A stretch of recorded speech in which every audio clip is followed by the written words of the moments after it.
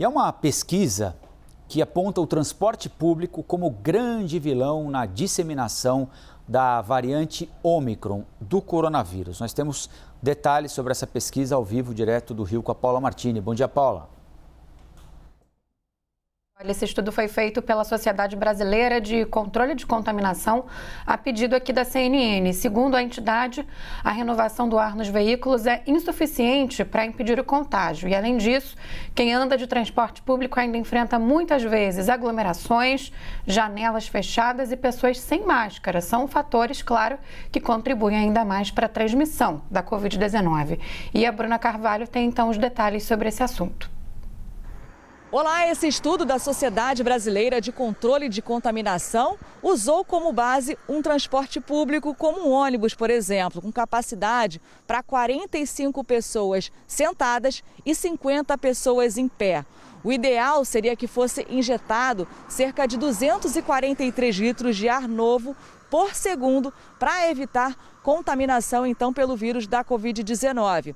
Mas, na prática, o que acontece é que essa renovação seria de aproximadamente 100 litros de ar novo por segundo.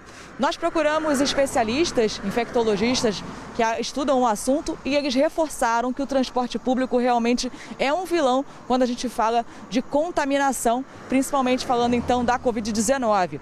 O especialista em saúde pública da Fiocruz, o Rafael Guimarães, esclarece que o transporte público nacional precisa ter as frotas então expandidas para evitar aglomerações. Ele sugere ainda que as empresas façam um tipo de flexibilização então para tentar dispersar as pessoas, principalmente naqueles horários que os transportes costumam mesmo ficar mais cheios. Nós também ouvimos o Celso Ramos, infectologista e professor da UFRJ. Ele destacou ainda a importância do uso de máscara. Ressaltou que, apesar de ser obrigatório, muitas pessoas não usam então dentro dos transportes públicos.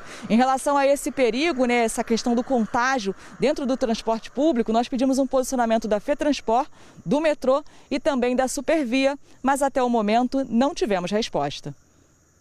Bruna Carvalho, ao vivo, direto do Rio de Janeiro. Bem importante essa pesquisa e é muito provável que o transporte público não tenha sido responsável por disseminar só a Ômicron, como todas as outras variantes que nós tivemos. Naquele momento mais intenso, logo no início da pandemia, ali a partir de março de 2020, a gente não tinha vacina, aliás, estava longe da vacina ainda e várias cidades começaram a restringir circulação, fechar serviços que não fossem essenciais. Uma parte das pessoas pôde ficar trabalhando em casa, uma parte das crianças pôde ficar estudando de casa, mas a imensa maioria dos brasileiros, especialmente os que moram em áreas mais distantes, que ganham menos, tiveram de continuar trabalhando para permitir que outras pessoas pudessem ficar em casa. E foram exatamente essas pessoas que usam transporte público que ficaram mais expostas, segundo a pesquisa, com a Ômicron e com outras variantes também.